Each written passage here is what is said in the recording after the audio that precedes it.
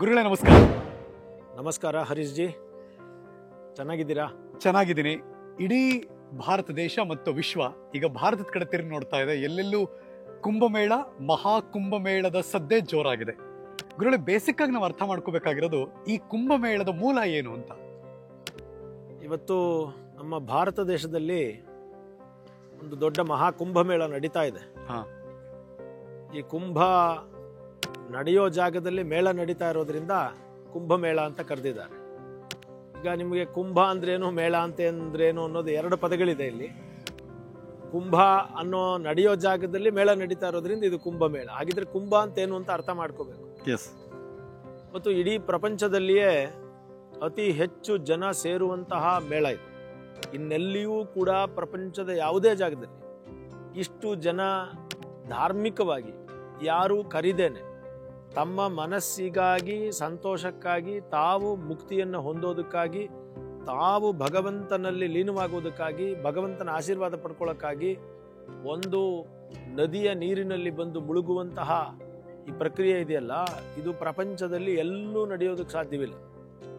ಹಿಂದೆ ನಡೆದೂ ಇಲ್ಲ, ಮುಂದೆ ನಡೆಯೋದೂ ಇಲ್ಲ. ಹೀಗೆ ನಡೀತಾ ಇರುವಂತಹ ಒಂದು ಅದ್ಭುತವಾದಂತಹ ಒಂದು ಉತ್ಸವನೇ ಇದು ಕುಂಭಮೇಳ. ಇಲ್ಲಿ ಕುಂಭ ಅಂತಂದ್ರೆ ಏನು ಅಂದ್ರೆ, ಸಾಮಾನ್ಯವಾಗಿ ಸಂಸ್ಕೃತದಲ್ಲಿ ಕುಂಭ ಅಂತಂದ್ರೆ ಕೊಡ ಅನ್ನುವಂತಹ ಅರ್ಥ ಬರ್ತದೆ. ಅಂದ್ರೆ ತುಂಬಿದ್ದು, ಕಲಶ, ಘಟ ಅಂತೆಲ್ಲ ಬರ್ತದೆ.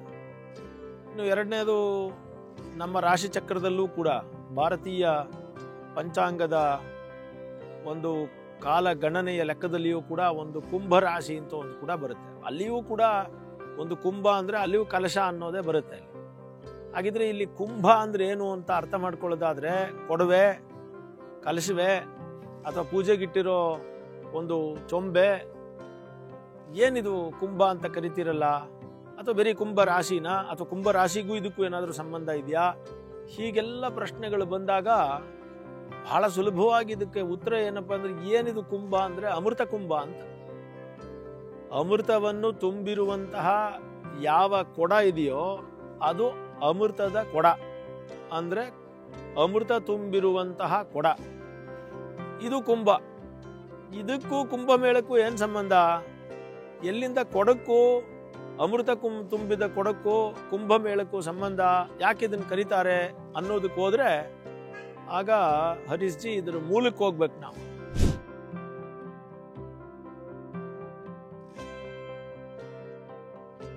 ಜಸ್ಟ್ ಕುಂಭ ಅಂದ್ರೇನು, ಕೊಡ ಅಂತ ತಿಳ್ಕೊಂಡ್ರಿ. ಕೊಡ ಅಂದ್ರೇನು? ಅಮೃತದ ಕೊಡಕ್ಕೂ ಇಲ್ಲಿಗೂ ಏನೋ ಸಂಬಂಧ ಇದೆ ಅಂತ ಆಯ್ತು. ಅಮೃತದ ಕಲಶಕ್ಕೂ ಇದಕ್ಕೂ ಏನೋ ಸಂಬಂಧ ಇದೆ. ಆ ಅಮೃತದ ಕಲಶದ ಆಧಾರದ ಮೇಲೆ ಇಲ್ಲಿ ಎಲ್ಲ ಜನ ಸೇರ್ತಾ ಇದ್ದಾರೆ. ಆದ್ರೆ ಸೇರ್ತಾ ಇರೋದು ನದಿಯ ತಟದಲ್ಲಿ. ಆದ್ರೆ ಇದು ಎಲ್ಲಿಂದ ಬಂತು? ಇದ್ರ ಮೂಲ ಏನು? ಯಾಕೆ ಇದು ಕುಂಭಮೇಳ ಅಂತ ಕರೆಸ್ಕೊಳ್ತು ಅನ್ನೋದಕ್ಕೆ ನಮ್ಮ ಪುರಾಣಗಳಿಗೆ ಹೋದಾಗ ನಮ್ಗೆ ಇದು ಅರ್ಥ ಆಗುತ್ತೆ. ಪುರಾಣಗಳಲ್ಲಿ ಒಂದು ವಿಶೇಷವಾದಂತಹ ಒಂದು ಪ್ರಸಂಗ ನಮ್ಮ ಪುರಾಣಗಳಲ್ಲಿ ಬರ್ತದೆ. ದೇವತೆಗಳು ಮತ್ತು ದಾನವರು ಬಹಳ ದೀರ್ಘಕಾಲ ಅವರಿಬ್ಬರು ಬದ್ಧ ಶತ್ರುಗಳು.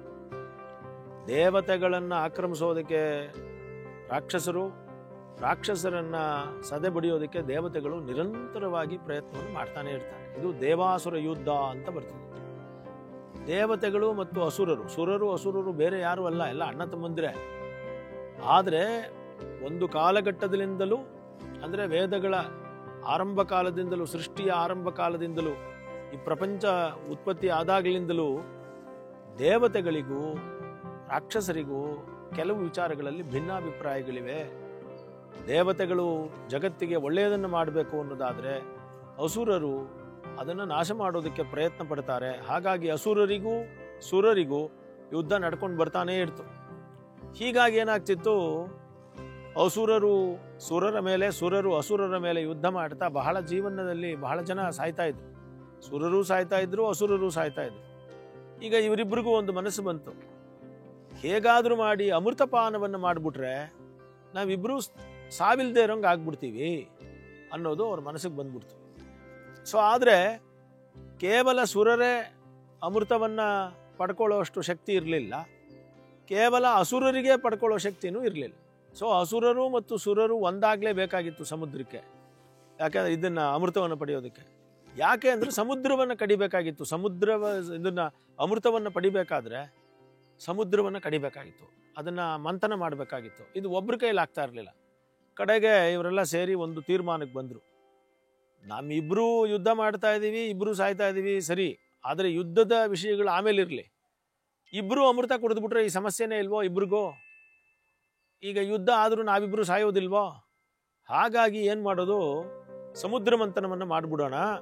ಸಮುದ್ರ ಮಂಥನವನ್ನು ಮಾಡಿಬಿಟ್ರೆ ಅಲ್ಲಿ ಸಮುದ್ರದಲ್ಲಿ ಅಮೃತ ಉತ್ಪತ್ತಿ ಆಗುತ್ತೆ, ಕುಡಿದ್ರೆ ಒಳ್ಳೇದಾಗುತ್ತೆ ಅಂತ ಅಂದ್ಕೊಂಡ್ರು. ಸೊ ಹೀಗಾಗಿ ಏನಾಯಿತು, ದೇವತೆಗಳು ಮತ್ತು ಅಸುರರು ಯಾವತ್ತಿಗೂ ಒಂದಾಗೋಕೆ ಸಾಧ್ಯವಿಲ್ಲ. ಈ ವಿಚಾರಕ್ಕೋಸ್ಕರ ಒಂದಾದರು ಇಬ್ಬರೂ. ಆಮೇಲೆ ಏನಾಯಿತು, ದೇವತೆಗಳೆಲ್ಲ ಸೇರಿಕೊಂಡ್ರು. ಸರಿ, ಸಮುದ್ರವನ್ನು ಕಡಿಬೇಕು ಅಂತ ತೀರ್ಮಾನ ಆಯಿತು. ಕಡಿಯೋದಕ್ಕೆ ಕಡಗೋಲ್ ಬೇಕಲ್ಲ, ಅದಕ್ಕೆ ಮಂಥರ ಪರ್ವತವನ್ನು ತಗೊಂಡು ಬಂದರು. ಸರಿ, ಅದನ್ನು ಕಡಿಯೋದಕ್ಕೆ ಹಗ್ಗ ಬೇಕಲ್ಲ, ಅದಕ್ಕೆ ಅವರು ಆದಿಶೇಷನನ್ನು ಹಿಡ್ಕೊಂಡ್ಬಂದರು.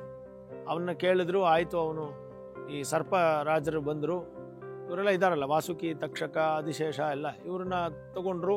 ವಾಸುಕಿಯನ್ನು ಇದನ್ನಾಗಿಟ್ಕೊಂಡ್ರು, ಹಗ್ಗವಾಗಿ ಬಳಸಿದ್ರು. ಈಗ ಕಡಿಯೋದಕ್ಕೆ ಆರಂಭಿಸಿದ್ರು, ಪರ್ವತ ಕೆಳಗಡೆ ಮುಳುಗೋಯ್ತು. ಆಗ ಮತ್ತೆ ತಿರ್ಗಾ ಪರಮಾತ್ಮನನ್ನು ಪ್ರಾರ್ಥನೆ ಮಾಡಿದ್ರು. ಮಹಾವಿಷ್ಣು ಕೂರ್ಮಾವತಾರ ತೆಗೆದುಕೊಂಡು ಅಲ್ಲಿ ಅಡಿಯಲ್ಲಿ ನಿಂತ್ಕೊಂಡ, ತನ್ನ ಬೆನ್ನನ್ನು ಕೊಟ್ಕೊಂಡು. ಅದಾದ ಮೇಲೆ ಪರ್ವತವನ್ನು ಮೇಲಿಟ್ಟರು, ಕಡಿದ್ರು. ಮೊದಲಿಗೆ ಅಮೃತ ಬರುತ್ತೆ ಅಂತ ಅಂದ್ಕೊಂಡ್ರು, ಹಾಲಾಹಲ ವಿಷ ಬಂತು, ಶಿವ ಕುಡ್ದ. ಆಮೇಲೆ ಅಮೃತವನ್ನು ಬಂತು. ಧನ್ವಂತರಿ ದೇವ ಅಮೃತವನ್ನ ಕುಂಭದಲ್ಲಿ ಅಮೃತವನ್ನ ಇಟ್ಕೊಂಡು ಅಮೃತ ಘಟದ ಜೊತೆಯಲ್ಲಿ ಉತ್ಪತ್ತಿಯಾದ. ಅವನು ಅಲ್ಲಿಗೆ ಬಂದ. ಆ ಸಂದರ್ಭದಲ್ಲಿ ಆ ಅಮೃತ ಘಟ ಕುಂಭ, ಅಮೃತ ಕುಂಭ ಉತ್ಪತ್ತಿ ಆಯಿತು.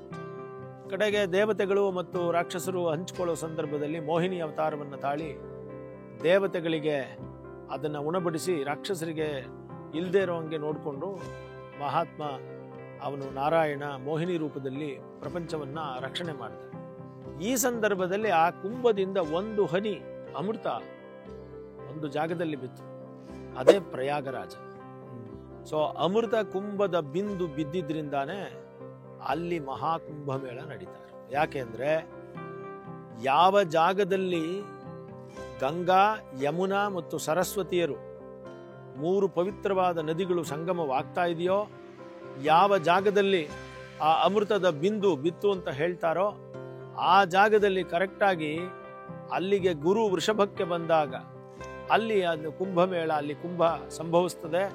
ಸೊ ಹಾಗಾಗಿ ಅಮೃತ ಘಟದ ಕುಂಭದ ಆಧಾರದ ಮೇಲೆ ಅಲ್ಲಿ ಸೇರೋದ್ರಿಂದ ಅದಕ್ಕೆ ಕುಂಭಮೇಳ ಅಂತ ಕರೀತಾರೆ. ಇದು ಕೇವಲ ಅದೊಂದೇ ಜಾಗ ಅಲ್ಲ, ಇನ್ನು 12 ಜಾಗಗಳು ಹೇಳ್ತಾರೆ. ಗುರು ಒಂದೊಂದು ರಾಶಿಗೆ ಬದಲಾವಣೆ ಆಗ್ತಾ ಇರೋ ಹಾಗೆ 12 ನದಿಗಳಲ್ಲಿ ಅಲ್ಲಿ ಕುಂಭಗಳನ್ನು ಮಾಡ್ತಾರೆ. ಆದರೆ ಮಹಾಕುಂಭಮೇಳ ನಡೆಯುವಂತಹ ಜಾಗ ಬಂದು ಪ್ರಯಾಗರಾಜ. ಯಾಕೆ ಅಂದ್ರೆ ಅಲ್ಲಿ ತ್ರಿವೇಣಿ ಸಂಗಮ, ಭಾರತದ ಅತಿ ಪವಿತ್ರ ನದಿಗಳ ಸಂಗಮ ಅಲ್ಲಿದೆ ಅನ್ನೋದು ಈ ಕುಂಭದ ಹಿನ್ನೆಲೆ. ಕುಂಭಕ್ಕಾಗಿ, ಅಮೃತ ಕುಂಭದ ಬಿಂದುವಿಗಾಗಿ ನಡೆಯುವ ಉತ್ಸವವೇ ಈ ಕುಂಭಮೇಳ. ಕುಂಭಮೇಳ ನಾವು ಕೇಳಿದ್ವಿ, ಅರ್ಧ ಕುಂಭಮೇಳ ಕೇಳಿದ್ವಿ, ಪೂರ್ಣ ಕುಂಭಮೇಳ ಕೇಳಿದ್ವಿ. ಬಹುಶಃ ಜೀವಮಾನದಲ್ಲಿ ಯಾರಾದರೂ ಅಪರೂಪಕ್ಕೆ ಕಾಣಸಿಗುವಂತ ಮಹಾಕುಂಭಮೇಳ ಇದು. ಈ 4 ವಿಧದ ಕುಂಭಮೇಳಗಳು ಏನೇನು ಡಿಫರೆನ್ಸ್ ಗುರುಗಳೇ?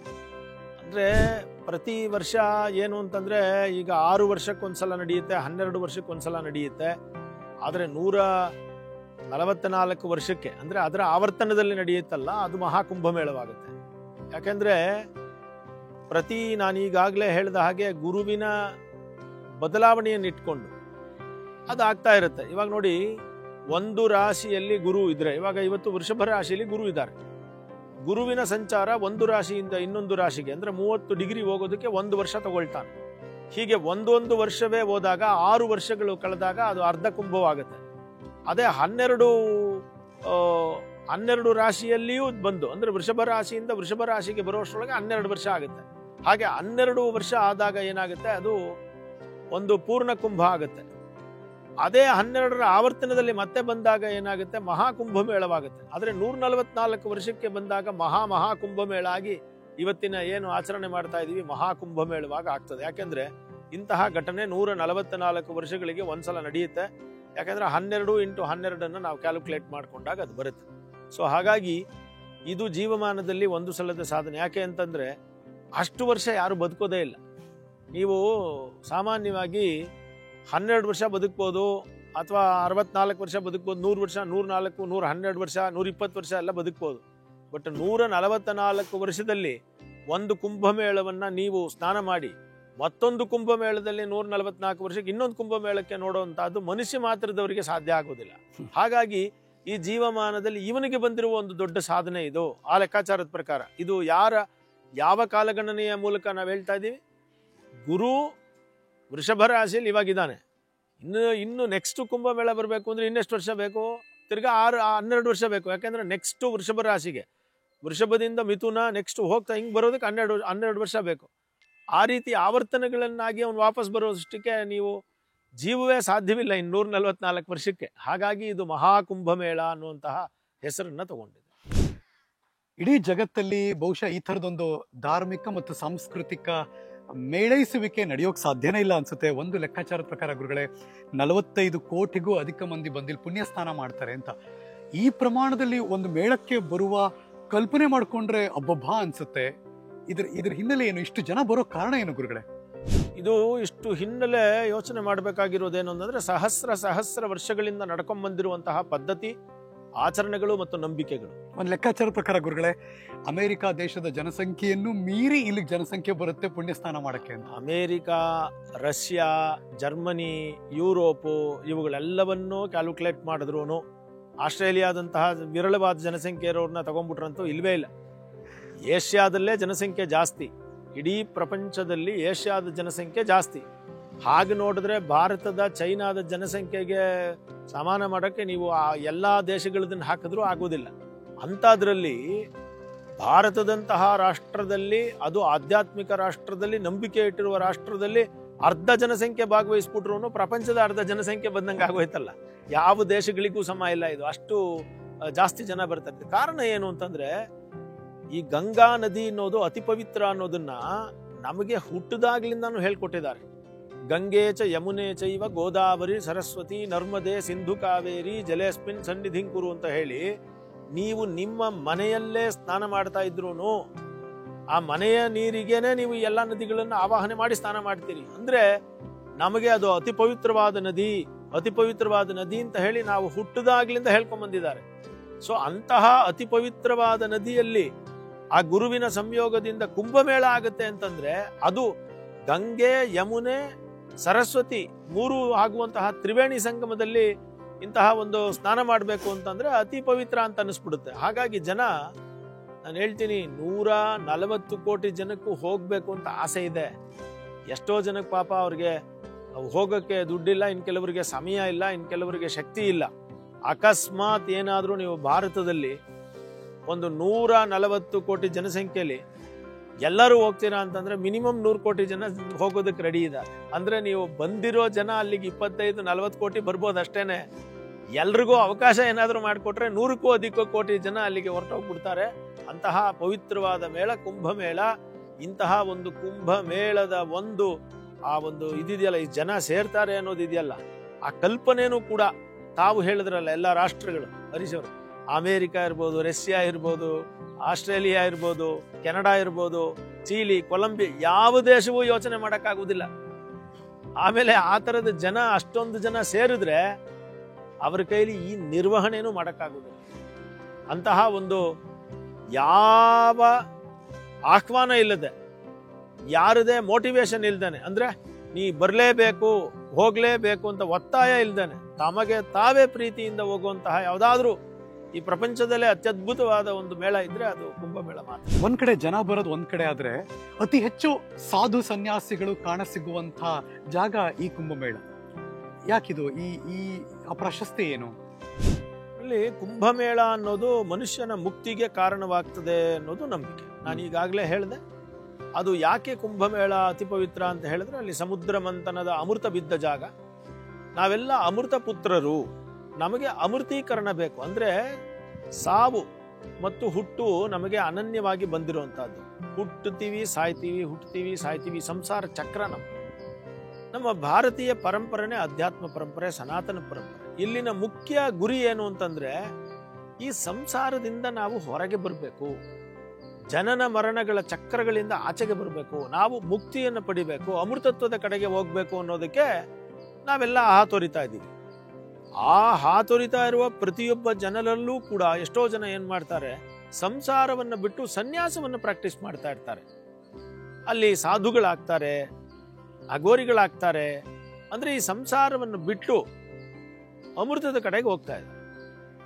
ಹಾಗಿರುವಾಗ ಈ ಮೇಳದಲ್ಲಿ ಸಾಮಾನ್ಯ ಜನರೇ ಇಷ್ಟೊಂದು ಬರುವಾಗ ಇನ್ನು ಅಮೃತದ ಕಡೆಗೆ ಹೋಗಬೇಕು ಅಂತ ಈಗಾಗಲೇ ಸನ್ಯಾಸ ತಗೊಂಡಿರೋರು ಬರಲೇಬೇಕು ತಾನೆ. ಅವರಿಗೆ ಅಲ್ಲಿ ಹೊಸದಾಗಿ ದೀಕ್ಷೆ ತಗೊಳ್ಳೋರು ದೀಕ್ಷೆ ತಗೊಳಕ್ ಬರ್ತಾರೆ, ಅದು ಪವಿತ್ರ ಅಂತ ಭಾವಿಸ್ತಾರೆ. ಆ ನದಿಯಲ್ಲಿ ಸ್ನಾನ ಮಾಡಿ ತಮ್ಮ ಶಕ್ತಿಯನ್ನ ವೃದ್ಧಿ ಮಾಡ್ಕೋತಾರೆ. ಎಷ್ಟೇ ದೂರದಲ್ಲಿ ಅವರು ನಾಗಾಗಳಾಗಿರ್ಬೋದು, ಅಘೋರಿಗಳಾಗಿರ್ಬೋದು, ಅವರು ತಪಸ್ ಮಾಡ್ತಾ ಇರ್ಬೋದು. ಇಂತಹ ಪವಿತ್ರ ಒಂದು ಸ್ಥಳದಲ್ಲಿ ಬಂದು ಮಕರ ಸಂಕ್ರಾಂತಿಯಿಂದ ಹಿಡಿದು ಮಾಸ ಶಿವರಾತ್ರಿಯ ತನಕ 48 ದಿನಗಳು ಅವರು ಸಾಧನೆ ಮಾಡಿಬಿಟ್ರೆ ನದಿನಲ್ಲಿ ಮೋಕ್ಷ ಗ್ಯಾರಂಟಿ ಎನ್ನುವಂತಹ ನಂಬಿಕೆ ಅವ್ರಿಗಿದೆ. ಆದ್ರಿಂದ ಸಾಧು ಸಂತರೇ ಮುಖ್ಯವಾಗಿ ಬರ್ತಾರೆ. ಆಮೇಲೆ ಕುಂಭಮೇಳದ ಪ್ರಧಾನ ಆಕರ್ಷಣೆನೇ ಏನಪ್ಪಾ ಅಂತ ಹೇಳಿದ್ರೆ, ಮೊದಲನೇ ಸ್ನಾನನೇ ಸಾಧುಗಳಿಂದಾನೇ ಆರಂಭ ಆಗೋದು. ಅಮಾವಾಸ್ಯೆಯ ದಿನಗಳಲ್ಲಿ ಸಾಧುಗಳಿಂದಾನೇ ಸ್ನಾನ, ಆಮೇಲೆನೆ ಬೇರೆ ಸಾಮಾನ್ಯ ಜನಕ್ಕೆ ಅವಕಾಶ. ನಮ್ಮ ಹತ್ರ ಕ್ಯಾಲೆಂಡರ್ ಇದೆ, ಡೈರಿ ಇದೆ, ಡಿಜಿಟಲ್ ಸಿಸ್ಟಮ್ ಇದೆ, ಮೆಮೊರಿ ಮಾಡ್ಕೊಳ್ಳೋಕ್ಕೆ ನಮ್ಗೆ ಟೈಮ್ ಇದೆ. ಅದನ್ನ ನೋಡೇ ಎಷ್ಟೋ ಸರಿ ಒಂದೊಂದು ಡೇಟ್ಗಳನ್ನ ಮರ್ತು ಬಿಡ್ತೀವಿ. ಆದರೆ ಯಾವುದೋ ಹಿಮಾಲಯದ ತಪ್ಪಲಲ್ಲಿ ಕೂತು ಧ್ಯಾನ ಮಾಡ್ತಿರುವಂತಹ ಈ ಸಾಧುಗಳು, ಅಘೋರಿಗಳು ಸರಿಯಾದ ಕುಂಭಮೇಳದ ಟೈಮ್ಗೆ ಅಲ್ಲಿಗೆ ಬರ್ತಾರಲ್ಲ, ಹೇಗೆ ಸಾಧ್ಯ ಗುರುಗಳೇ? ಇವರೆಲ್ಲರೂ ನಮ್ಮ ಭಾರತದ ಕಾಲಗಣನೆ ಇದೆಯಲ್ಲ, ಅದು ಬಹಳ ಪ್ರಾಚೀನವಾದದ್ದು ಮತ್ತು ವೈಜ್ಞಾನಿಕವಾದದ್ದು. ಹರೀಶ್ ಜಿ, ಇದನ್ನು ಹೇಳಲೇಬೇಕು ನಿಮಗೆ. ಪ್ರತಿ ಪೌರ್ಣಿಮೆ ನಡೆಯುತ್ತೆ ನಮ್ದು ತಿಂಗಳು. ಅಂದ್ರೆ ಪ್ರತಿ ಒಂದು ತಿಂಗಳಲ್ಲಿ ಒಂದು ಪೌರ್ಣಿಮೆ, ಒಂದು ಅಮಾವಾಸ್ಯೆ ನಡೆಯುತ್ತೆ. ಅದು ನಮಗೆ ಕಣ್ಣಿಗೆ ಕಾಣಿಸುತ್ತೆ. ನಿಮಗೆ ಗೊತ್ತಿದೆ, ರಾತ್ರಿ ಚಂದ್ರ ಇಲ್ಲ ಅಂತಂದ್ರೆ ಅಮಾವಾಸ್ಯೆ, ಚಂದ್ರ ಇದಾನೆ ಅಂದ್ರೆ ಪೌರ್ಣಿಮೆ. ಅದು ನಿಮಗೆ ಗೊತ್ತಿದೆ, ಕಣ್ಣಿಗೆ ಕಾಣಿಸ್ತಾ ಇದೆ, ಪ್ರತಿಯೊಬ್ಬರಿಗೂ ಕಣ್ಣಿಗೆ ಕಾಣಿಸ್ತದೆ. ಈ ಪೌರ್ಣಿಮೆಯ ದಿನ ಇನ್ನೂ ಅನೇಕ ವಿಚಾರಗಳು ಕಾಣಿಸ್ತಾ ಇದೆ, ನಾವು ಗಮನಿಸಿಲ್ಲ ಅಷ್ಟೇನೆ. ಆಕಾಶದಲ್ಲಿ ಕೆಲವು ನಕ್ಷತ್ರ ಪುಂಜಗಳಿರ್ತವೆ, ಅಲ್ಲಿ ಪೌರ್ಣಿಮೆ ಆಗ್ತಾ ಇದೆ. ಅಂದ್ರೆ ನೀವು ನೋಡಿರ್ಬೋದು, ನಮ್ಮ ತಿಂಗಳುಗಳಿಗೆಲ್ಲ ಏನ್ ಹೆಸರು? ಚೈತ್ರ, ವೈಶಾಖ ಅಂತ ಹೆಸರು ಅಲ್ವೇ? ಆಷಾಢ, ಶ್ರಾವಣ, ಆಶ್ವಯುಜ, ಮಾರ್ಗಶಿರ ಅಂತೆಲ್ಲ ಹೆಸರು, ಕಾರ್ತೀಕ ಅಂತೆಲ್ಲ. ಈ ಹೆಸರು ಹೇಗ್ ಬಂತು ಅಂತ ನೋಡಿದ್ದೀರಾ ನೀವು? ಈ ಹೆಸರು ಕೂಡ ಅತ್ಯಂತ ವೈಜ್ಞಾನಿಕ. ಅಂದ್ರೆ ಚಂದ್ರನು ಚಿತ್ರಾ ನಕ್ಷತ್ರದ ಜೊತೆಯಲ್ಲಿದ್ರೆ ಪೌರ್ಣಿಮೆಯ ದಿನ ಅದು ಚೈತ್ರ ಮಾಸ. ಚಂದ್ರನು ವಿಶಾಖ ನಕ್ಷತ್ರದ ಜೊತೆಯಲ್ಲಿದ್ರೆ ವೈಶಾಖ ಮಾಸ. ಪೂರ್ವಾಷಾಢ ನಕ್ಷತ್ರದಲ್ಲಿದ್ರೆ ಆಷಾಢ ಮಾಸ. ಶ್ರವಣ ನಕ್ಷತ್ರದಲ್ಲಿ ಇದ್ರೆ ಆ ಚಂದ್ರ ಅದು ಶ್ರಾವಣ ಮಾಸ. ಕೃತಿಕಾ ನಕ್ಷತ್ರದ ಜೊತೆಲಿದ್ರೆ ಅಂದ್ರೆ ಹರೀಶ್ ಜಿ, ನೀವು ಪ್ರತಿ ತಿಂಗಳು ನೀವು ಆಕಾಶವನ್ನು ಗಮನಿಸೋ ಅಭ್ಯಾಸ ನಿಮಗಿದ್ರೆ ನೀವು ಚಂದ್ರ ಯಾವ ತಿಂಗಳಲ್ಲಿ ಇದ್ದಾನೆ ಅಂತ ಹೇಳ್ಬಿಡ್ಬೋದು. ನೀವು ಈ ತಿಂಗಳು ಯಾವುದು ಅನ್ನೋದನ್ನ ಕ್ಯಾಲೆಂಡರ್ ನೋಡ್ಬೇಕಾಗಿಲ್ಲ. ಈ ತಿಂಗಳು ಕೃತಿಕಾ ನಕ್ಷತ್ರದ ಜೊತೆಯಲ್ಲಿ ಚಂದ್ರ ಇರೋದನ್ನ ಆಕಾಶದಲ್ಲಿ ನೋಡಿದ್ರೆ ಇದು ಕೃತಿಕ ಮಾಸ ಅಂತ ಹೇಳ್ಬಿಡ್ತೀರಿ. ಹಾಗೆಯೇ ನೀವು ಆಕಾಶದಲ್ಲಿ ಸಂಜೆ 6:30 ಆದ್ಮೇಲೆ ದೀಪಗಳಿಲ್ಲದೆ ಇರೋ ಜಾಗದಲ್ಲಿ ಬಂದು ಗಮನಿಸಿ. ಈಗ ಗಮನಿಸಿ ನೀವು, ಆಕಾಶದಲ್ಲಿ ಗುರು ಕಾಣಿಸ್ತಾನೆ, ಆಕಾಶದಲ್ಲಿ ಮಂಗಳ ಕಾಣಿಸ್ತಾನೆ, ಆಕಾಶದಲ್ಲಿ ಶನಿ ಕಾಣಿಸ್ತಾನೆ, ಆಕಾಶದಲ್ಲಿ ಶುಕ್ರ ಕಾಣಿಸ್ತಾನೆ, ಚಂದ್ರ ಕಾಣಿಸ್ತಾನೆ. ಇವುಗಳ ಆಧಾರದ ಮೇಲೆ ಅಘೋರಿಗಳಿಗೆ, ನಾಗಸಾಧುಗಳಿಗೆ ಗೊತ್ತಾಗ್ಬಿಡುತ್ತೆ ಚಂದ್ರ ಮತ್ತು ಗುರು ಎಲ್ಲೆಲ್ಲಿದ್ದಾರೆ ಅಂತ ಗೊತ್ತಾಗುತ್ತೆ ಅವ್ರಿಗೆ. ಅದರ ಆಧಾರದ ಮೇಲೆ ಅವರು ಹುಡ್ಕೊಂಡ್ ಬಂದ್ಬಿಡ್ತಾರೆ ಇಲ್ಲಿಗೆ. ಸೊ ಇವರಿಗೆ ಕ್ಯಾಲೆಂಡರ್ ಯಾವುದು ಅಂದ್ರೆ ನಿಮ್ಮ ಕ್ಯಾಲ್ಕುಲೇಟರ್ ಅಲ್ಲ, ನಿಮ್ಮ ಬುಕ್ ಅಲ್ಲ, ನೀವು ಪ್ರಿಂಟ್ ಮಾಡಿರೋ ಪಂಚಾಂಗ ಅಲ್ಲ. ಆಕಾಶವನ್ನ ರಾತ್ರಿ ನೋಡಿದ್ರೆ ಹೀಗೆ ಅಲ್ಲಿ ಕಾಣಿಸುತ್ತಲ್ಲ ಪಂಚಾಂಗ, ಅದ್ರ ಮೇಲೆ ಡಿಸೈಡ್ ಮಾಡ್ಕೊಂಡು ಇದನ್ನ ಬರ್ತಾರೆ. ನಿಮ್ಗೆಲ್ಲ ಆಶ್ಚರ್ಯ ಆಗ್ಬೋದು, ಅಘೋರಿಗಳು, ನಾಗಸಾಧುಗಳು ಇದನ್ನ ಮಾಡ್ತಾ ಇದ್ದಾರೆ, ನಮ್ಗೆ ಆಗೋದಿಲ್ಲ ಅಂತ. ಹಾಗೇನಿಲ್ಲ. ನೀವು ಇವತ್ತಿಂದ ನೀವು ರಾತ್ರಿ ಆಕಾಶದ ಚಲನವಲನಗಳನ್ನು ಗಮನಿಸೋದು ಆರಂಭಿಸಿ, ನಿಮಗೂ ಇದು ಸಾಧ್ಯ ಆಗುತ್ತೆ. ಸೊ ನಮ್ಮ ಕ್ಯಾಲೆಂಡರ್ ಅನ್ನೋದಿದೆಯಲ್ಲ, ಭಾರತೀಯ ಕ್ಯಾಲೆಂಡರ್, ಅದು ಆಕಾಶದಲ್ಲಿ ಇರುವ ಖಗೋಳ ವಿದ್ಯಮಾನಗಳ ಪುಸ್ತಕದ ರೂಪ ಅಷ್ಟೇನೆ, ಬೇರೆ ಕ್ಯಾಲೆಂಡರ್ ತರ ಅಲ್ಲ. ಸೊ ಹಾಗಾಗಿ ಭಾರತೀಯ ಕ್ಯಾಲೆಂಡರ್ ಅತ್ಯಂತ ವೈಜ್ಞಾನಿಕ. ಆ ರೀತಿ ವೈಜ್ಞಾನಿಕ ಆಗಿರೋದ್ರಿಂದಾನೆ ಅಲ್ಲೆಲ್ಲೋ ಇರೋ ನಾಗಸಾಧುಗಳು ಅಥವಾ ಯಾರು ಅಘೋರಿಗಳು ಅಥವಾ ಇನ್ನಾರೋ ಸಾಧಕರು ಹಿಮಾಲಯದಿಂದ ಆ ಚಂದ್ರ ಮತ್ತು ಗುರು ಇವರ ಚಲನೆಯನ್ನ ಹುಡ್ಕೊಂಡು ಬಂದ್ಬಿಡ್ತಾರೆ ಇಲ್ಲಿ. ಈಗ ಮಕರ ಸಂಕ್ರಾಂತಿಯ ಹಿಂದಿನ ದಿನ ನೀವು ನೋಡಿ, ಸೂರ್ಯ ಇನ್ನೂ ಧನುರ್ ರಾಶಿಲಿದ್ದಾನೆ, ಮಕರಕ್ಕೆ ಹೋಗಿಲ್ಲ. ಮಕರ ಸಂಕ್ರಾಂತಿಯ ದಿನ ನೀವು ನೋಡಿ, ಪುಣ್ಯಕಾಲ ಪ್ರಾಪ್ತಿ ಆಗ್ತಾ ಇದ್ದಂಗೆನೆ 1 ಡಿಗ್ರಿ ಮುಂದಕ್ಕೆ ಹೋಗಿದ ತಕ್ಷಣನೇ ಮಕರ ರಾಶಿಗೆ ಬಂದ್ಬಿಡ್ತಾನೆ. ಸೊ ಸೂರ್ಯನ ಚಲನೆಯನ್ನ ಕ್ಲೀನ್ ಆಗಿ ತೋರಿಸುತ್ತೆ ಅದು. ಹಿಂದಿನ ದಿನ ಸೂರ್ಯ ಇನ್ನು ಧನುರ್ ರಾಶಿಯಲ್ಲಿ ಇದ್ದಾನೆ, ಆದ್ರೆ ಹೋಗೋಕ್ ಸಿದ್ಧ ಆಗಿದ್ದಾನೆ ನೆಕ್ಸ್ಟ್ ರಾಶಿಗೆ. ಆದರೆ ಮಕರ ಸಂಕ್ರಾಂತಿಯ ದಿನ ಕರೆಕ್ಟಾಗಿ ಸೂರ್ಯ ಮಕರ ರಾಶಿಗೆ ಪ್ರವೇಶ ಮಾಡಿದ್ದಾನೆ, ಅದು ಪ್ರಧಾನವಾದಂತಹ ದಿನ ಆಯಿತು. ನೆಕ್ಸ್ಟು ಅಮಾವಾಸ್ಯ, ಆವತ್ತು ಸೂರ್ಯ ಚಂದ್ರರಿಬ್ಬರು ಒಂದೇ ಜಾಗದಲ್ಲಿ ಸೇರ್ತಾರೆ, ಒಂದೇ ರಾಶಿಯಲ್ಲಿ ಸೇರ್ತಾರೆ. ಆದ್ರಿಂದ ಅದು ಮೌನಿ ಅಮಾವಾಸ್ಯೆ. ಅಂದರೆ ಅತಿ ಪವಿತ್ರವಾದ ದಿನಗಳಲ್ಲಿ ನೀವು ಸುಮ್ಮನೆ ಮಾತಾಡದೆ ದೇವತಾ ಸ್ಮರಣೆಯನ್ನು ಮಾಡಿಕೊಂಡು ಪುಣ್ಯ ಸಂಪಾದನೆಯನ್ನು ಮಾಡುವಂತಹ ದಿನ ಮೌನಿ ಅಮಾವಾಸ್ಯೆ ಬಂತು. ಸೊ ಅದಾದ ನಂತರ ಪೌರ್ಣಿಮೆ ಬಂತು. ನೆಕ್ಸ್ಟು ಪೌರ್ಣಿಮೆ ಅಂದರೆ ಸೂರ್ಯಚಂದ್ರರು ಕರೆಕ್ಟಾಗಿ ಮತ್ತೆ 180 ಡಿಗ್ರಿ ದೂರದಲ್ಲಿ ಇರ್ತಾರೆ, ಅದಕ್ಕೆ ಆಪೋಸಿಟಲ್ಲಿ ಇರ್ತಾರೆ. ಅದು ನೋಡಿ ಚಲನೆ ಕಾಣಿಸ್ತಾ ಇದೆ ತಿರ್ಗಿ ಆಕಾಶದಲ್ಲಿ. ಅದೇ ಥರ ಪಂಚಮಿ ಬರ್ತಾ ಇದೆ ಅಂತ ಅಂದ್ರೇನೆ ನಿಮ್ಗೆ ಆಲ್ಮೋಸ್ಟ್ ಅದು ಬಂದ್ಬಿಡ್ತು ಅಂತ, ಅಂದರೆ ಈ ಕಾಲ ಮುಗಿತಾ ಬಂತು ಅಂತ, ನೆಕ್ಸ್ಟು ಚಲನೆಗೆ ರೆಡಿ ಆಗಿದ್ದಾನೆ ಅಂತ. ಮತ್ತು ನೀವು ನೆಕ್ಸ್ಟ್ ಮಾಸ ಶಿವರಾತ್ರಿ ಬಂದ್ಬಿಟ್ರೆ, ಶಿವರಾತ್ರಿಯ ದಿನ ನಿಮಗೆ ಶಿವನ ಇದ್ರ ಜೊತೆಲೆ ಭೂಮಿಯಲ್ಲಿ ಪರಿವರ್ತನೆಗಳಾಗ್ತದೆ, ಚಳಿಯೆಲ್ಲ ಶಿವ ಅಂತ ಹೋಯ್ತು ಅಂತ ಹೇಳ್ತಾರೆ. ಹಾಗೆ ಆ ಜಗತ್ತಿನ ಪರಿವರ್ತನೆ ಕೂಡ ಅಲ್ಲಿ ಕಾಣಿಸುತ್ತೆ ಆಕಾಶದಲ್ಲಿ. ಸೊ ಹೀಗೆ ಕಾಲಗಣನೆಯ ಪ್ರಮುಖ ದಿನಗಳನ್ನು ಇಟ್ಟು, ಪರ್ವಕಾಲಗಳನ್ನು ಇಟ್ಟು ಅವರು ಕ್ಯಾಲ್ಕುಲೇಟ್ ಮಾಡಿದ್ದಾರೆ. ಆದ್ರಿಂದ ಪರ್ವಕಾಲಗಳು ಕುಂಭಮೇಳದಲ್ಲಿ ಅತ್ಯಂತ ಮುಖ್ಯ ಆಗ್ತದೆ. ಈ ಕುಂಭ ದಿನಾಂಕವನ್ನ ಜ್ಯೋತಿಷಿಗಳು ಮಾತ್ರ ನಿರ್ಧಾರ ಮಾಡ್ತಾರೆ, ಹೇಗೆ ಈ ಕ್ಯಾಲ್ಕುಲೇಷನ್ ಹೇಗಾಗುತ್ತೆ ಗುರುಗಳೇ? ಅದೇನೆ, ಈಗ ವೃಷಭ ರಾಶಿಗೆ ಗುರು ಬಂದಾಗ ಅವರು ಕ್ಯಾಲ್ಕುಲೇಟ್ ಮಾಡ್ತಾರೆ. ಹೀಗೆ ಮಕರ ಸಂಕ್ರಾಂತಿಯ ಹಿಂದಿನ ದಿನ ಬರುತ್ತೆ, ಅಲ್ಲಿಂದ ನೆಕ್ಸ್ಟು ಮಾಸ ಶಿವರಾತ್ರಿಯ ತನಕ, ಅಂದರೆ ವೃಷಭದಲ್ಲಿ ಗುರು ಇರೋದನ್ನ ಲೆಕ್ಕಾಚಾರ ಮಾಡಿಕೊಂಡು ಇದನ್ನ ಆರಂಭಿಸ್ತಾರೆ ಪ್ರಯಾಗರಾಜಲ್ಲಿ. ಬೇರೆ ಬೇರೆ ನದಿಗಳಲ್ಲಿ ಬೇರೆ ಬೇರೆ ಕ್ಯಾಲ್ಕುಲೇಷನ್ಸ್ ಇದೆ. ಸೊ ಇಲ್ಲಿ ಪ್ರಯಾಗರಾಜಕ್ಕೆ ಬಂದಾಗ ಈ ಕ್ಯಾಲ್ಕುಲೇಷನ್ಸ್ ಇದೆ. ಅಂದರೆ ವೃಷಭದಲ್ಲಿ ಗುರು ಇದ್ದಾಗ ನಮ್ಮ ಲೆಕ್ಕಾಚಾರಗಳ ಪ್ರಕಾರ ಅಲ್ಲಿ ಇದೆಲ್ಲ ಆರಂಭ ಆಗುತ್ತೆ. ಆಮೇಲೆ ಸೂರ್ಯಚಂದ್ರರ ಗಣನೆಯನ್ನು ಇಟ್ಕೊಂಡು ಒಂದು ತಿಂಗಳ ಅಂತರದಲ್ಲಿ, ಅಂದರೆ ಮಕರ ರಾಶಿಗೆ ಸೂರ್ಯ ಪ್ರವೇಶ ಆಗಬೇಕಲ್ಲ.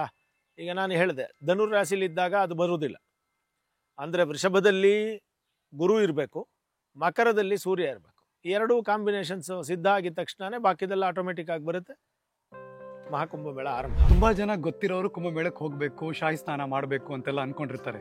ಈ ಗೊತ್ತಿಲ್ಲದಿರೋ ಕುತೂಹಲಕ್ಕೂ ಕೂಡ ಹೋಗೋಣ ಅಂತ ತುಂಬಾ ಜನ ಆಸೆ ಪಟ್ಟು ಹೋಗೋಕ್ಕೂ ಕಾಯ್ತಿರ್ತಾರೆ. ಕುಂಭಮೇಳಕ್ಕೆ ಯಾರು ಹೋಗ್ಬೇಕು ಮತ್ತು ಹೋದವ್ರು ಏನ್ ಮಾಡ್ಬೇಕು? ಕುಂಭಮೇಳಕ್ಕೆ ಯಾರು ಬೇಕಾದರೂ ಹೋಗ್ಬೋದು. ಯಾರಿಗೆ ಅದರಲ್ಲಿ ಎರಡು ಥರನೂ ಹೇಳ್ಬೋದು. ಒಂದು ಆಧ್ಯಾತ್ಮಿಕ ಅಥವಾ ದೈವಿಕ ಭಾವ ಯಾರಿಗಿದೆಯೋ ಅವ್ರು ಬೇಕಾದರೂ ಹೋಗ್ಬೋದು. ಯಾರಿಗೆ ದೈವಿಕ ಭಾವ ಇಲ್ಲ, ಸುಮ್ಮನೆ ನೋಡಬೇಕು ಅಂತ ಕುತೂಹಲಿಗಳಾಗೂ ಹೋಗ್ಬೋದು, ಏನು ತಪ್ಪೇನಿಲ್ಲ. ಈಗ ನಾನು ಯಾವಾಗಲೂ ಹೇಳ್ತೀನಿ ನಮ್ಮ ಹತ್ರ ಬರೋರಿಗೆ, ನೀನು ಇಷ್ಟಪಟ್ಟು ಎಲೆಕ್ಟ್ರಿಸಿಟಿನ ಮುಟ್ಟಿದ್ರು ಕರೆಂಟ್ ಹೊಡೆಯುತ್ತೆ, ಇಷ್ಟಪಡ್ದೇನೆ ಎಲೆಕ್ಟ್ರಿಸಿಟಿ ಮುಟ್ಟಿದ್ರು ಕರೆಂಟ್ ಹೊಡೆಯುತ್ತೆ. ಹಾಗೇನೆ ನೀವು ಕುಂಭಮೇಳಕ್ಕೆ ಅತ್ಯಂತ ಭಕ್ತಿಯಿಂದ ಹೋಗಿ ಕುಂಭಮೇಳವನ್ನು ನೋಡಿದ್ರೂ ಆ ಪುಣ್ಯ ಇದೆ, ಕುತೂಹಲಿಗಳಾಗಿ ಹೋಗ್ಬೇಕು ಅಂದ್ರೂ ಪುಣ್ಯ ಇದ್ದೇ ಇದೆ. ಅದು ನಿನಗೆ ಪುಣ್ಯ ಬೇಕು ಅಂತ ಹೋಗದೆ ಇರ್ಬೋದು, ಪುಣ್ಯ ಬರುತ್ತೆ, ಯಾಕೆಂದ್ರೆ ಆ ಜಾಗನೇ ಅಂತದ್ದು. ಮತ್ತು ಕುಂಭಮೇಳಕ್ಕೆ ಹೋಗೋದು ಇನ್ನೊಂದು ನಮ್ಮ ಭಾರತೀಯರಲ್ಲಿ ಒಂದು ನಂಬಿಕೆ ಇದೆ, ಯಾರಿಗೆ ಭಗವಂತನ ಅನುಗ್ರಹ ಇಲ್ವೋ ಅವ್ರು ಹೋಗಕ್ಕೆ ಆಗಲ್ಲ ಅಂತ. ನೀವು ಎಷ್ಟೇ ಕಷ್ಟಪಟ್ರು ಅಷ್ಟು ಸುಲಭವಾಗಿ ಗಂಗಾದಿ ಸ್ನಾನ ಮಾಡೋದು ಆಗೋದಿಲ್ಲ. ಗಂಗಾ ಸ್ನಾನ ಯೋಗ ಇದ್ರೆ ಮಾತ್ರನೇ ಆ ಕಾಲಘಟ್ಟದಲ್ಲಿ ಗಂಗಾ ಸ್ನಾನ ಯೋಗ ಬರುತ್ತೆ. ಸುಮ್ಮನೆ ಬೇಕಾದ್ರೆ ಎಷ್ಟೋ ಜನ ಹೇಳ್ತಾರೆ ನನ್ನ ಹತ್ರ ದುಡ್ಡಿದೆ, ಅದಿದೆ ಇದಿದೆ, ಹೊರಟೋಗ್ಬಿಡ್ತೀನಿ, ಅದಷ್ಟೆಲ್ಲ ಹೋಗಕ್ಕಾಗಲ್ಲ. ಕೆಲವರು ಏನೂ ಮಾಡ್ಕೊಂಡಿರೋದಿಲ್ಲ, ಇದ್ದಕ್ಕಿದ್ದಂಗೆ ಎಲ್ಲೋ ಹತ್ಕೊಂಡು ಎಲ್ಲೋ ಟ್ರೈನಲ್ಲಿ ಹೋಗಿ ಎಲ್ಲೋ ಹೋಗಿ ಇಳಿದ್ಬಿಟ್ಟು ನೋಡ್ಕೊಂಡ್ ಬಂದ್ಬಿಟ್ಟಿರ್ತಾರೆ. ಅಥವಾ ಯಾವುದೋ ಒಂದು ಪತ್ರಿಕೆಯಲ್ಲಿ ಒಂದು ಟಿವಿಲಿ ಕೆಲಸ ಮಾಡ್ತಾ ಇರ್ತಾರೆ. ಇವರಿಗೆ ಕುಂಭಮೇಳಕ್ಕೆ ಹೋಗೋದಕ್ಕೆ ಆಸಕ್ತಿನೂ ಇರೋದಿಲ್ಲ. ಅಲ್ಲಿ ಎಡಿಟರ್ ಇನ್ ಚೀಫ್ ಕರೆದ್ಬಿಟ್ಟು ಒಂದು ವರದಿ ಮಾಡಪ್ಪ ಅಂತ ಹೇಳಿರ್ತಾರೆ. ಇವನೋಗಿ ಅಲ್ಲಿ ವರದಿ ಮಾಡ್ತಾ ಇರುವಾಗ ಇನ್ಯಾರೋ ನೀರು ಏರಿಸ್ತಾನೆ, ಅವನಿಗೆ ಪುಣ್ಯ ಬಂದ್ಬಿಡುತ್ತೆ. ಸೊ ಇದೆಲ್ಲ ಹೇಳಕ್ಕಾಗಲ್ಲ, ಭಗವಂತನ ದಯೆ. ಆದ್ರೆ ಕುತೂಹಲಿಗಳಾಗಿದ್ದವರೂ ಹೋಗ್ಬೋದು, ದೈವ ನಂಬಿಕೆ ಇಟ್ಟಿರೋರು ಹೋಗ್ಬೋದು, ಇತಿಹಾಸವನ್ನ ಅಧ್ಯಯನ ಮಾಡೋರು ಹೋಗ್ಬೋದು, ಅಲ್ಲೇನು ನಡೀತಾ ಇದೆ ಅನ್ನೋದನ್ನ ನೋಡೋರು ಹೋಗ್ಬೋದು, ಯಾವ ಥರ ಸೆಕ್ಯೂರಿಟಿ ಅರೇಂಜ್ ಮಾಡಬೇಕು ಅನ್ನೋ ಪೊಲೀಸ್ ಪರ್ಸನಲ್ಸ್ ಹೋಗ್ಬೋದು, ಅಗ್ನಿಶಾಮಕ ದಳ ಹೇಗಿರುತ್ತೆ ಅಂತ ನೋಡ್ಕೊಳಕ್ ಹೋಗ್ಬೋದು, ರಸ್ತೆ ನಿರ್ಮಾಣ ಮಾಡೋದು ಹೇಗೆ ಟೆಂಪ್ರರಿಲಿ ಅಂತ ನೋಡ್ಕೊಳಕ್ ಹೋಗ್ಬೋದು. ಹೀಗೆ ಇವತ್ತು ಕುಂಭಮೇಳದ ಕಾನ್ಸೆಪ್ಟ್ ಇದೆಯಲ್ಲ, ಕೇವಲ ಸ್ನಾನ ಮಾತ್ರ ಉಳಿದಿಲ್ಲ, ಅದು economical aspect, security aspect, cultural aspect, historical aspect, ಎಲ್ಲ ಆಸ್ಪೆಕ್ಟ್ಗಳಿಂದಲೂ ಹೋಗ್ಬೋದಲ್ಲಿ. ಹೋದವ್ರು ಏನ್ ಮಾಡ್ಬೇಕು ಅಂದ್ರೆ ಯಾವ ಭಾಗದಿಂದ ಶುರು ಮಾಡ್ಬೇಕು, ಎಲ್ಲಿ ಪೂಜೆ ಮಾಡ್ಬೇಕು, ಎಲ್ಲಿ ಅಂತ್ಯ ಮಾಡ್ಬೇಕು, ಆ ಥರದ್ದು ಏನಾದ್ರು ಇದೆಯಾ ಸಿಸ್ಟಮ್? ಒಂದು ನಂಬಿಕೆ ಏನಪ್ಪಾ ಅಂತ ಹೇಳಿದ್ರೆ, ಸಾಮಾನ್ಯವಾಗಿ ನದಿ ಸ್ನಾನದ ನಿಯಮಗಳಿವೆ, ಕುಂಭಮೇಳದಲ್ಲೂ ನಿಯಮ ಇದೆ. ಮುಖ್ಯವಾಗಿ ದೈವ ನಂಬಿಕೆಯನ್ನ ಇಟ್ಕೊಂಡು ತಾನು ಅಮೃತದ ಕಡೆಗೆ ಹೋಗಬೇಕು ಅಂತ ಬಯಸ್ತಾ, ಇದು ಮೂಲ ಆಶಯ. ಇದು ನೀವೇನ್ ಮಾಡ್ತೀರಿ ಅನ್ನೋದಕ್ಕಿಂತ ಹೇಗಿರ್ಬೇಕು ಅನ್ನೋದು ನಮ್ಮ ಆಶಯ. ಅಲ್ಲಿ ಹೋಗಿ ಆ ಗಂಗೆ, ಸರಸ್ವತಿ ಮತ್ತು ತ್ರಿವೇಣಿ, ಅಂದ್ರೆ ಏನು ಸರಸ್ವತಿ ಮತ್ತು ಯಮುನಾ ಈ ನದಿಗಳನ್ನ ನೆನೆಸ್ಕೊಂಡು, ಆ ಗಂಗೆ ಉತ್ಪತ್ತಿಯಾಗಿದ್ದ ಹೇಗೆ, ಯಮುನಾ ನದಿಯ ಮಹಾತ್ಮೆ ಏನು, ಸರಸ್ವತಿ ನದಿಯ ಮಹಾತ್ಮೆ ಏನು, ಇದೆಲ್ಲ ತಿಳ್ಕೊಂಡು ಆ ನದಿಯ ಪರಿಸರದಲ್ಲಿ ಹೋಗಿ ಆ ನದಿಯಲ್ಲಿ ಅತ್ಯಂತ ಭಕ್ತಿಯಿಂದ ಸ್ನಾನ ಮಾಡಬೇಕು. ಕೆಲವರೆಲ್ಲ ಏನು ಮಾಡ್ತಾರೆ, ನದಿಗೆ ಹೋಗಿದ ತಕ್ಷಣ ಬಟ್ಟೆ ಬಿಟ್ಬಿಡೋದು, ನದಿಲಿ ಉಗಿಯೋದು, ನದಿನಲ್ಲಿ ಮಲಮೂತ್ರ ವಿಸರ್ಜನೆ ಮಾಡೋದು, ಇದೆಲ್ಲ ಮಾಡ್ತಾರೆ. ನದಿಯಲ್ಲಿ ನೀವು ಇದನ್ನೆಲ್ಲ ಮಾಡಿದ್ರೆ ಪಾಪ ಬರುತ್ತೆ ಹೊರತು ಪುಣ್ಯ ಬರುವುದಿಲ್ಲ. ಸೊ ಹಾಗಾಗಿ ನದಿಗೆ ಒಳಕ್ಕೆ ಹೋದ್ರೆ ನೀವು ನದಿಯನ್ನ ದೇವತೆ ಅಂತ ನಂಬಿಕೊಂಡು ಹೋಗ್ಬೇಕು ಮತ್ತು ಸ್ನಾನವನ್ನು ಮಾತ್ರ ಮಾಡಬೇಕು, ಮೌನವಾಗಿರಬೇಕು, ದೇವರ ಪೂಜೆಗಳನ್ನು ಮಾಡಬೇಕು. ನದಿ ಸ್ನಾನ ಆದ ನಂತರ, ನದಿ ಸ್ನಾನಕ್ಕೆ ಮುಂಚೆ ಒಂದು ಸಂಕಲ್ಪವನ್ನು ಮಾಡ್ಕೋಬೇಕು. ನನ್ನಲ್ಲಿ ಇರುವ ಸಮಸ್ತ ಪಾಪ ಕರ್ಮಗಳು ಹೋಗಿ ನಾನು ಭಗವಂತನ ಕಡೆಗೆ, ಅಮೃತತ್ವದ ಕಡೆಗೆ ಹೋಗೋದಕ್ಕೆ ಅನುಕೂಲ ಮಾಡುವಂತ ಸ್ನಾನ ಮಾಡಬೇಕು. ಈ ಸ್ನಾನ ಮಾಡಿದ ನಂತರ ಏನ್ ಮಾಡಬೇಕು ಅಂತ ಹೇಳಿದ್ರೆ, ಅವರು ದಾನಗಳನ್ನು ಮಾಡಬೇಕು. ನದಿಯಲ್ಲಿ ಸ್ನಾನ ಮಾಡಿದಾಗ ದಾನ ಅಂದ್ರೆ ಬಹಳ ಜನ ಇದು ಮಾಡ್ಕೋ, ದಾನ ಒಬ್ಬರಿಗಾದ್ರೂ ಊಟ ಕೊಡಿಸೋದು, ಅಲ್ಲಿ ಏನೋ ಒಂದು ಸಹಾಯ ಮಾಡೋದು, ಈ ರೀತಿ ದಾನಗಳನ್ನು ಮಾಡಬೇಕು, ಧರ್ಮಗಳನ್ನು ಮಾಡಬೇಕು. ಈ ರೀತಿಯಾಗಿ ಮಾಡಿದ್ರೆ ನೀವು ವಸ್ತ್ರದಾನ, ಅಲ್ಲಿ ಒಂದು ಹಣಕಾಸಿನ ದಾನ ಅಥವಾ ಊಟದ ದಾನ, ಇದೆಲ್ಲ ಮಾಡಿದ್ರೆ ನಿಮಗೆ ಅತ್ಯಂತ ಹೆಚ್ಚು ಪುಣ್ಯ ಸಿಗುತ್ತೆ, ಸದ್ಗತಿ ಸಿಗುತ್ತೆ ಅನ್ನೋದು ನಮ್ಮ ನಂಬಿಕೆ. ಬಟ್ ಅಲ್ಲಿ ಹೋಗಿ ಬಂದ್ಮೇಲೆ ಬೇರೆ ಎಲ್ಲರೂ ಹೋಗ್ಬೇಕಾ? ಆ ಥರದ್ದು ಏನಾದ್ರು ಪದ್ಧತಿಗಳು? ಸಾಮಾನ್ಯವಾಗಿ ಅದೇನು ಇಲ್ಲ. ಕೆಲವರೆಲ್ಲ ಏನ್ ಮಾಡ್ತಾರೆ ಅಂದ್ರೆ, ಅಲ್ಲಿ ಹತ್ರ ಇರೋದ್ರಿಂದ ಪ್ರಯಾಗ್ರಾಜ್ಗೆ ಹೋದವರು ಅಲ್ಲೇ ಪಕ್ಕದಲ್ಲಿ ವಾರಣಾಸಿ ಇದೆ, ಕಾಶಿ ವಿಶ್ವನಾಥನ ದರ್ಶನವನ್ನು ಮಾಡ್ಕೊಳ್ತಾರೆ. ಅಲ್ಲೇನೆ ಡುಂಡಿ ಮಾಧವ, ಡುಂಡಿ ಇದ್ದಾನೆ, ಗಣೇಶ ಮಾಧವ ಇದ್ದಾನೆ. ಅಲ್ಲೇ ಪಕ್ಕದಲ್ಲೇ ಅಯೋಧ್ಯಾಧಾಮ ಅಲ್ಲಿಂದ ಒಂದು ಸ್ವಲ್ಪ ಹತ್ತಿರದಲ್ಲಿದೆ, ಅಲ್ಲಿಗೆ ಹೋಗ್ತಾರೆ. ಅದೇ ಥರ ಸ್ವಲ್ಪ ಹತ್ತಿರದಲ್ಲಿ ಹೋದ್ರೆ ಅಲ್ಲೇನೆ ಗಯಾ ಇದೆ, ಸಾರನಾಥ ಇದೆ, ಅಲ್ಲಿ ಸನ್ನಿಧಿ ಇದೆ, ಏನು ಗಯಾ ವಿಷ್ಣುಪಾದ ಸನ್ನಿಧಿ ಇದೆ, ಅಲ್ಲಿಗೆಲ್ಲ ಹೋಗ್ತಾರೆ. ಅದೇ ಥರ ಇಲ್ಲಿಂದ ಮುಂದಕ್ಕೆ ಹೋದ್ರೆ ಅಲ್ಲಿಂದ ಹರಿದ್ವಾರ್ ಇದೆ, ಇಲ್ಲೆಲ್ಲ ಹೋಗಿ ನೋಡ್ಕೊಂಡ್ ಬರ್ತಾರೆ. ಅಥವಾ ನೀವು ತುಂಬಾ ಹತ್ತಿರಕ್ಕೆ ಹೋಗಿರೋದ್ರಿಂದ ಅಲ್ಲೇ ಉತ್ತರ ಪ್ರದೇಶದಲ್ಲೇ ಮಥುರಾ ಇದೆ, ಮಥುರಾನು ದರ್ಶನ ಮಾಡ್ಕೊಂಡು ಬರೋರು ಕೂಡ ಇದ್ದಾರೆ. ಇದೆಲ್ಲ ಅವರವರ ಸೌಕರ್ಯಕ್ಕೆ ಬಿಟ್ಟಿದ್ದು. ಆದರೆ ನೇರವಾಗಿ ಸಾಮಾನ್ಯವಾಗಿ ನಮ್ಮ ಶಾಸ್ತ್ರಗಳು ಒಂದು ಮಾತನ್ನು ಹೇಳ್ತವೆ. ಏನಪ್ಪಾ ಅಂತ ಕೇಳಿದ್ರೆ, ಯಾವುದೇ ಪುಣ್ಯಕ್ಷೇತ್ರಗಳಿಗೆ ಹೋದ್ರೆ ಆ ಪುಣ್ಯಕ್ಷೇತ್ರಗಳಿಗೆ ಹೋದ ನಂತರ ನೀವು ಮೋಜು ಮಸ್ತಿಗಳಿಗೆ ಹೋಗ್ಬಾರ್ದು. ಆ ಪುಣ್ಯಕ್ಷೇತ್ರಗಳಿಗೆ ಹೋಗಕ್ಕೆ ಮುಂಚೆ ಬೇಕಾದ್ರೆ ಮೋಜು ಮಸ್ತಿಗೆ ಹೋಗಿ ಎಲ್ಲೋ ಆರ್ಕಿಯಲಾಜಿಕಲ್ ವಿಚಾರ ಇದೆ, ಹಿಸ್ಟಾರಿಕಲ್ ಆಸ್ಪೆಕ್ಟ್ಸ್ ಇದೆ, ಅಥವಾ ಇನ್ನೆಲ್ಲೋ ಸಿಟಿಲಿ ಶಾಪಿಂಗ್ ಮಾಡ್ತೀನಿ, ಇದೆಲ್ಲ ಮೊದಲೇ ಮಾಡಿಕೊಂಡು ಪುಣ್ಯ ಕೆಲಸವನ್ನು ಮಾಡಿಕೊಂಡು ಆ ಪುಣ್ಯವನ್ನು ತೆಗೆದುಕೊಂಡು ನೇರವಾಗಿ ಮನೆಗೆ ಬಂದ್ಬಿಡ್ಬೇಕು ಅಂತ ಹೇಳಿದೆ. ಸಾಮಾನ್ಯವಾಗಿ ಇದೊಂದು ನಮ್ಮ ಪ್ರಾಚೀನರಲ್ಲಿ ಹೇಳೋ ನಂಬಿಕೆ. ಪುಣ್ಯಕ್ಷೇತ್ರಕ್ಕೆ ಹೋಗ್ಬಿಡೋದು, ನಾನು ಪುಣ್ಯಕ್ಷೇತ್ರಕ್ಕೆ ಹೋಗ್ಬಿಟ್ಟು ಇನ್ಯಾರ್ದೋ ಮನೆಗೆ ಹೋಗ್ಬಿಡೋದು, ಪುಣ್ಯಕ್ಷೇತ್ರದಿಂದ ಬಂದು ಇನ್ನೊಬ್ಬರ ಮನೆಯಲ್ಲಿ ಹೋಗಿ ಅಲ್ಲಿ ಸ್ಟೇ ಮಾಡೋದು. ಮಾಡಿದ್ರೆ ಅಲ್ಲಿಂದ ಬಂದ ಪುಣ್ಯಗಳೆಲ್ಲ ಅವ್ರ ಮನೆಗೆ ಹೊರಟೋಗುತ್ತೆ ಅನ್ನುವಂಥ ಒಂದು ನಂಬಿಕೆ ಇದೆ.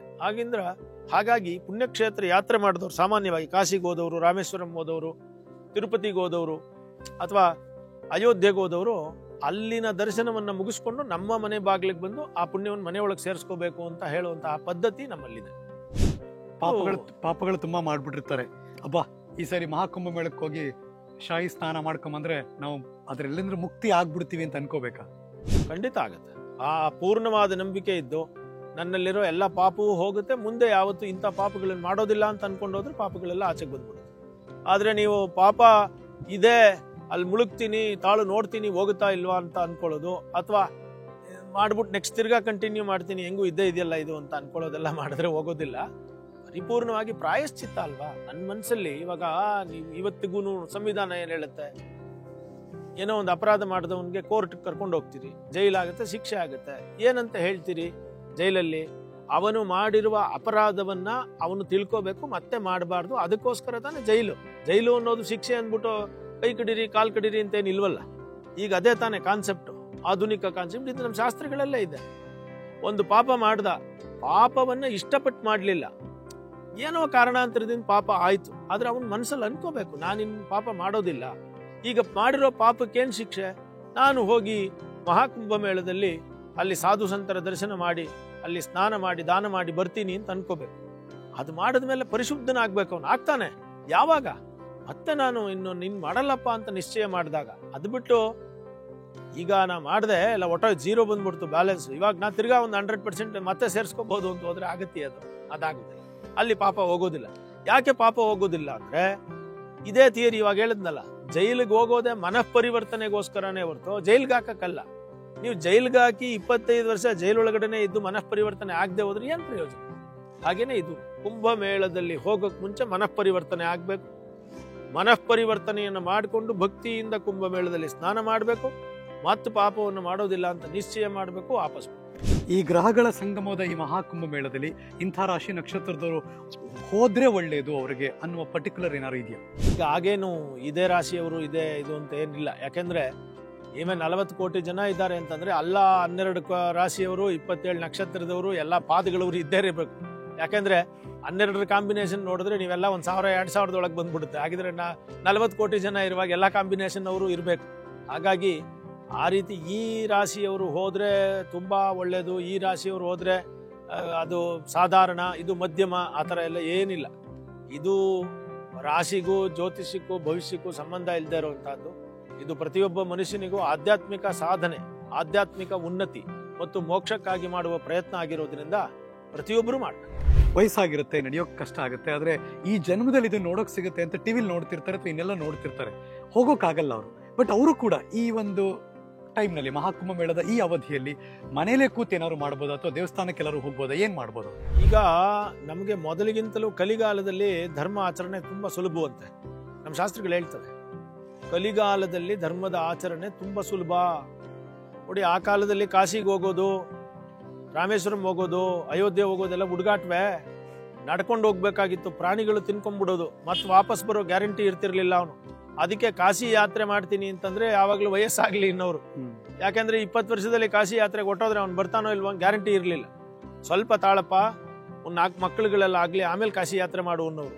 ಅಂದ್ರೆ ವಯಸ್ಸಾಗೋಗ್ಲಿ ಅಂತ, ಆಮೇಲೆ ಹೋದ್ರೂ ಪರವಾಗಿಲ್ಲ ಅಂತ. ಇವಾಗ ಹಾಗಿದೆಯೇ ಪರಿಸ್ಥಿತಿ?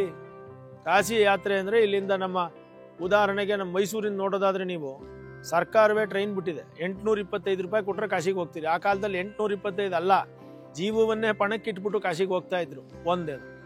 ಎರಡನೇದು, ನೀವು ಕಾಶಿಗೆ ಹೋಗಕ್ಕಾಗ್ಲಿಲ್ಲ ಅಂತ ಇಟ್ಕೊಳ್ಳಿ, ಕುಂಭಮೇಳ ಜಲ ಅಂತ ಒಂದು ಆರ್ಗನೈಸ್ ಮಾಡಿದೆ ಸರ್ಕಾರ. ನನಗೆ ತುಂಬ ಆಶ್ಚರ್ಯ ಆಯಿತು, ಸಂತೋಷನೂ ಆಯಿತು.